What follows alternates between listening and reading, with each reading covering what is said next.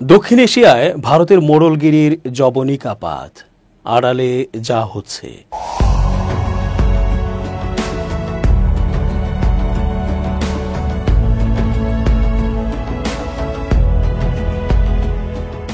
আসসালামু আলাইকুম প্রিয় দর্শক, আমন্ত্রণ আজকের আলোচনায়। চেঞ্জ টিভির আন্তর্জাতিক চোখ অনুষ্ঠানে এস জে রতন স্বাগত জানাচ্ছি। ভারত রাষ্ট্রটি নানা ক্ষেত্রে তাদের এগিয়ে যাওয়ার স্বাক্ষর রেখেছে, এটা হয়তো সত্যি। তবে সাম্প্রতিক পাক ভারত যুদ্ধ, ট্রাম্পের এই মেয়াদে আমেরিকার সাথে সম্পর্ক, কূটনৈতিক তৎপরতা, সমরক্ষেত্র ইত্যাদি নানা ক্ষেত্রে তাদের ব্যর্থতাও পরিলক্ষিত হয়েছে। এটা ভারতের অগ্রগতির জন্য ভয়ঙ্কর দুঃসংবাদ। পাশাপাশি তাদের দেশের ভেতরে নানা গোষ্ঠীর সশস্ত্র তৎপরতাও ভারতের অভ্যন্তরীণ রাজনীতির জন্য অশনি সংকেত। মোদির হিন্দুত্ববাদী সাম্প্রদায়িক মানসিকতা এবং রাষ্ট্রীয়ভাবে তার তোষণ ও বাস্তবায়ন বিশ্বমহলের কাছে ঘৃণাও কুড়িয়েছে। এখানে বলে রাখা ভালো, সেখানকার মৌলবাদী হিন্দু গোষ্ঠীরাই শুধু এই দোষে দুষ্ট। অন্যেরা নিশ্চয়ই শান্তি চায় এবং তারা উদার। কিন্তু মোদির নেতৃত্বে মৌলবাদীরা মাথা চড়া দিয়ে উঠেছে, ফলে সংখ্যালঘু যে কোনো ধর্মের লোকেরাই তাদের নিপীড়নের শিকার হচ্ছে। এছাড়া পড়শি দেশগুলোর সাথে মিথ্যে প্রোপাগান্ডায় জড়িয়ে ভারত এটির মর্যাদা একেবারে শূন্যের কোঠায় নামিয়ে এনেছে। মিথ্যে অভিযোগে কোনো পূর্ব সংকেত বা সতর্কবার্তা বা আলোচনা ছড়াই পাকিস্তানের অভ্যন্তরে হামলার কারণেও কূটনৈতিক ক্ষেত্রে তাদের ব্যর্থতার পরিচয় দেওয়া হয়েছে। ভারতকে জঙ্গি রাষ্ট্র হিসেবে দেখছে বিশ্বের অন্যান্য দেশগুলো।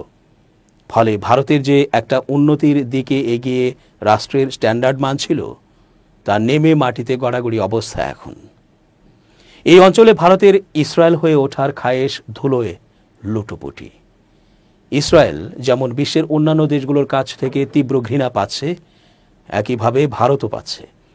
ফলে ইসরায়েলকে পশ্চিমারা ছেড়ে না দিলেও ভারতকে তাদের আর প্রয়োজন নেই, কারণ ভারত ছাড়া অন্য আরও অনেক উন্নত ও উন্নয়নশীল আধুনিক রাষ্ট্র রয়েছে। বিশেষ করে পেহেলগাম ইস্যুতে পাক ভারত যুদ্ধের পর পাকিস্তানের মান যে পর্যায়ে পৌঁছেছে, তাতে করে পশ্চিমারা এখন পাকিস্তানের দিকে ঝুঁকছে। দক্ষিণ এশিয়ায় এখন ভারতের অবস্থান একদম সিঁড়ির নিচের স্থানে। তাদের যে মোড়লগিরি চিন্তা ছিল, আকাঙ্ক্ষা ছিল, তাও ধূলিসাৎ হয়েছে। বৃহৎ শক্তিগুলো এখন সমালোচকদের ভাষায় দেউলিয়া পাকিস্তানের সঙ্গে দৃঢ় সম্পর্ক তৈরি করছে। সাম্প্রতিক দশকগুলোতে দিল্লির সংবেদনশীলতার প্রতি তাদের ঝোঁক কম। এর ব্যাখ্যা কি হতে পারে?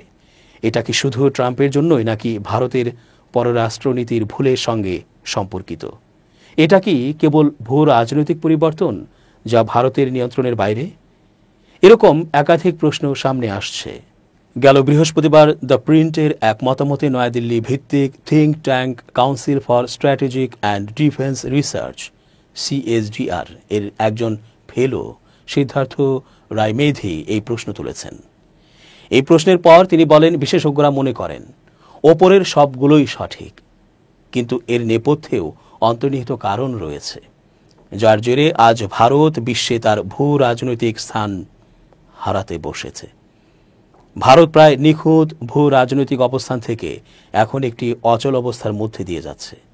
লেখক বলেন, গত কয়েক মাসে ভারতের ভূ রাজনৈতিক প্রেক্ষাপট 180 ডিগ্রি ঘুরে গেছে বলে মনে করছেন বিশেষজ্ঞরা।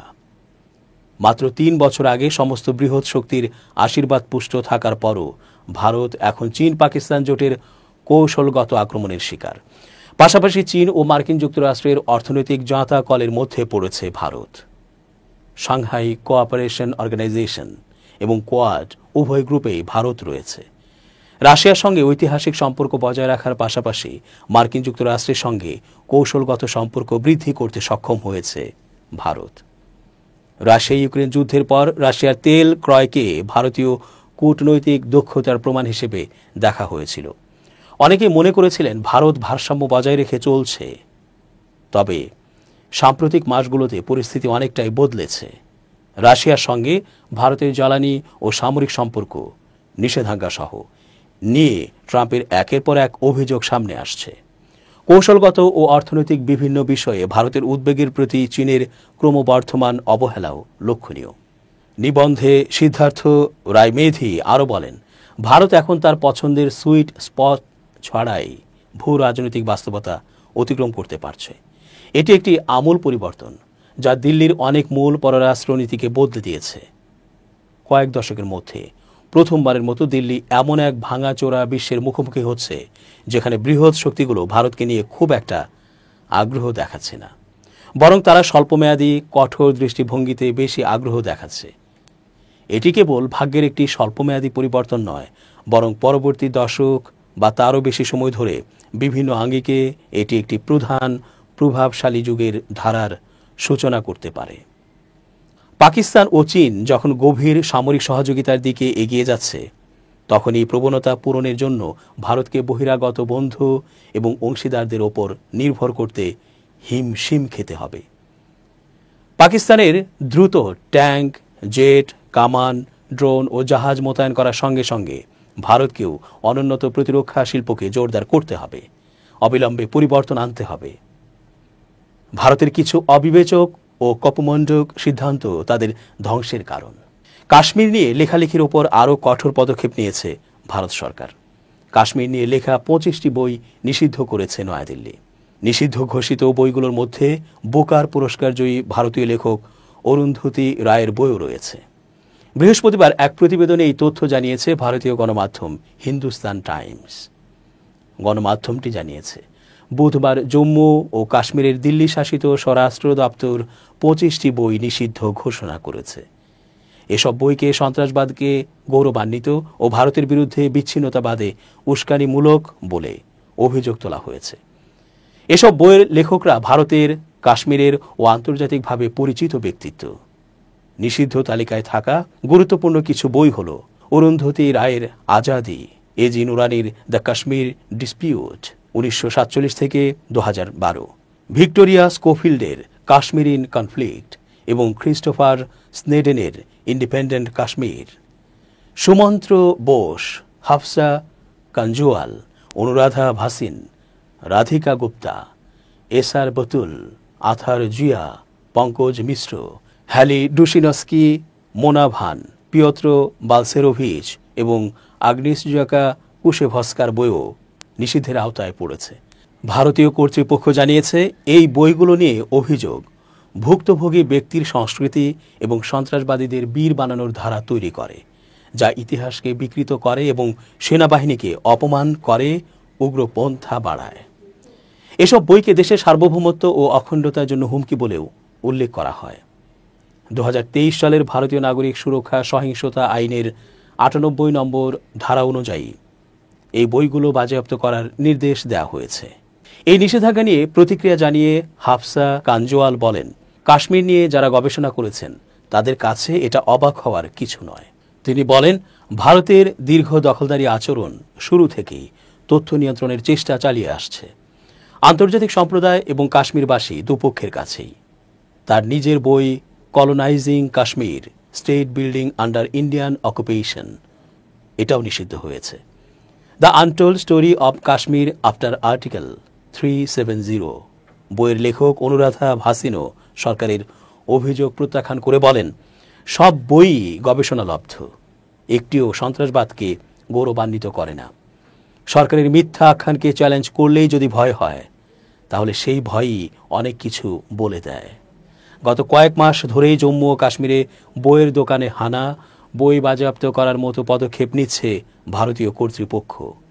চলতি বছরের ফেব্রুয়ারিতে শ্রীনগরের দোকানগুলো থেকে অন্তত 668টি বই জব্দ করা হয়, যার বেশিরভাগই ছিল আবুল আলা মওদুদির লেখা বই। বিশ্লেষকদের মতে এই ধরনের পদক্ষেপ কাশ্মীরের বিতর্কিত ইতিহাস ও মানবাধিকার লঙ্ঘনের বিকল্প বয়ানগুলো দমন করারই অংশ। উল্লেখ্য, কাশ্মীর নিয়ে ভারত ও পাকিস্তানের মধ্যে কয়েক দশকের বিরোধ চলছে। দুই পক্ষই পুরো কাশ্মীর নিজেদের দাবি করলেও আলাদা অংশ নিয়ন্ত্রণ করে আসছে। 1989 সাল থেকে ভারত নিয়ন্ত্রিত কাশ্মীরে শুরু হয় সশস্ত্র প্রতিরোধ, যেখানে অনেক মুসলিম স্বাধীনতা কিংবা পাকিস্তানের সঙ্গে যুক্ত হওয়ার পক্ষে। ভারত পাকিস্তানের ওপর এই বিদ্রোহে মদদের অভিযোগ করলেও ইসলামাবাদ বরাবরই তা অস্বীকার করে আসছে। ভারতের ওপর 2 দফায় মোট 50% শুল্ক আরোপের ঘোষণা দিয়েছে মার্কিন যুক্তরাষ্ট্রের প্রেসিডেন্ট ডোনাল্ড ট্রাম্প। এরপরই বার্তা দিয়েছেন ভারতের প্রধানমন্ত্রী নরেন্দ্র মোদী। গেল বৃহস্পতিবার দিল্লিতে MS স্বামীনাথন শতবার্ষিকী আন্তর্জাতিক সম্মেলনে ভাষণে নরেন্দ্র মোদী বলেন, কৃষকদের স্বার্থের বিপরীতে যায় এমন কোনো বিষয়ের সঙ্গে আপোষ করবে না ভারত। তিনি আরও বলেন, কৃষকদের স্বার্থ আমাদের কাছে সর্বোচ্চ অগ্রাধিকার পেয়ে থাকে। ভারত কখনো কৃষক, গোপালক, মৎস্যজীবীদের স্বার্থের বিরুদ্ধে আপোষ করবে না। এরপরেই ইঙ্গিতপূর্ণভাবে মোদী বলছেন, আমি জানি ব্যক্তিগতভাবে এর জন্য আমাকে চড়া মূল্য চোকাতে হবে, কিন্তু আমি তার জন্য প্রস্তুত আছি। কৃষক, পশুপালক, মৎস্যজীবীদের স্বার্থ রক্ষায় ভারত প্রস্তুত। রয়টার্সের প্রতিবেদনে বলা হয়েছে, ভারত যুক্তরাষ্ট্র বাণিজ্য চুক্তির ক্ষেত্রে অন্তরায় মূলত কৃষি এবং দুগ্ধজাত দ্রব্য নিয়ে দুই দেশের একমত হতে না পারা। বাণিজ্য চুক্তি নিয়ে দিল্লি ও ওয়াশিংটনের মধ্যে আলোচনা চললেও ইতোমধ্যে ভারতের ওপর 2 দফায় মোট 50% শুল্ক আরোপের ঘোষণা করেছেন ট্রাম্প। এক বিবৃতিতে ভারতের পররাষ্ট্র মন্ত্রণালয় বলেছে, আমরা আগেই স্পষ্ট করে দিয়েছি যে রাশিয়া থেকে ভারতের জ্বালানি আমদানি বাজারভিত্তিক ও 140 কোটি মানুষের জ্বালানি নিরাপত্তা নিশ্চিত করার লক্ষ্যে নেওয়া হয়েছে। সেক্ষেত্রে শুধু ভারতকে লক্ষ্য করে অতিরিক্ত শুল্ক আরোপ করা অত্যন্ত দুঃখজনক। বিবৃতিতে আরও বলা হয়, আমরা আবারও জোর দিয়ে বলছি, এ ধরনের পদক্ষেপ অন্যায়, অযৌক্তিক ও অগ্রহণযোগ্য। ভারত জাতীয় স্বার্থ রক্ষায় প্রয়োজনীয় সব পদক্ষেপ নেবে। এর আগেও ভারত জানিয়েছিল, রাশিয়া ইউক্রেন যুদ্ধ শুরুর পর যুক্তরাষ্ট্র নিজেই রাশিয়া থেকে আমদানি চালিয়ে যেতে উৎসাহিত করেছিল। এমনকি ইউরোপীয় দেশগুলোর সঙ্গে রাশিয়ার বাণিজ্যেও কোনো বিধিনিষেধ আরোপ করা হয়নি। পররাষ্ট্র মন্ত্রণালয়ের ভাষ্য, রাশিয়ার সঙ্গে ইউরোপের বাণিজ্যে শুধু জ্বালানি নয়, রয়েছে সার, খনিজ, রাসায়নিক, ইস্পাত, যন্ত্রপাতি ও পরিবহন সরঞ্জাম। অন্যদিকে যুক্তরাষ্ট্র এখনও রাশিয়া থেকে ইউরেনিয়াম হেক্সাফ্লোরাইড, প্যালোজিয়াম, সার ও রাসায়নিক আমদানি করছে। সেই প্রেক্ষাপটে শুধু ভারতকে লক্ষ্যবস্তু করাটা সম্পূর্ণ অযৌক্তিক। উল্লেখ্য, রাশিয়া থেকে তেল আমদানি নিয়ে অতিরিক্ত 25% শুল্ক আরোপ করায় ভারতের রপ্তানি পণ্যের ওপর মোট শুল্ক দাঁড়িয়েছে 50%, যা এশিয়ার দেশগুলোর মধ্যে সর্বোচ্চ। এই শুল্ক বৃদ্ধির ফলে যুক্তরাষ্ট্রে ভারতের textile, auto parts, tyre, chemical, কৃষি রাসায়নিক ও হীরার মতো রপ্তানি পণ্যগুলোর ওপর ব্যয় উল্লেখযোগ্যভাবে বেড়ে যাবে। এতে ভারত যুক্তরাষ্ট্র বাণিজ্য ভারসাম্যে নেতিবাচক প্রভাব পড়তে পারে ও সরবরাহ শৃঙ্খলাতেও পরিবর্তনের সম্ভাবনা তৈরি হতে পারে। দর্শক, আজ এ পর্যন্তই। আল্লাহ সহায় হন।